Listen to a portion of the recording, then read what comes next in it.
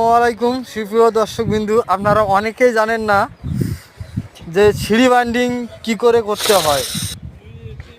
আপনারা দেখতেই পারছেন অনেক সুন্দর করে সিঁড়ি বাইন্ডিং করা হয়েছে। আপনারা এখানে দেখতে পাচ্ছেন অনেকেই কিন্তু জানে না, অনেকেই কিন্তু দেখে নাই সিঁড়ি বাইন্ডিং কীভাবে করতে হয়। তাদের জন্য জানানোর জন্য আর কি, তাদের বোঝানোর জন্যই আর কি ভিডিওটা তৈরি করা।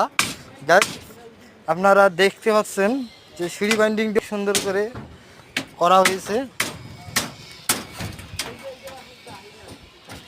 দেখতেই পারছেন। এটি কিন্তু আমার শ্যামা, যেটা দেখতে পাচ্ছেন এটা আমার শ্যামা। অনেক রোদ তো ছাদের মধ্যেই।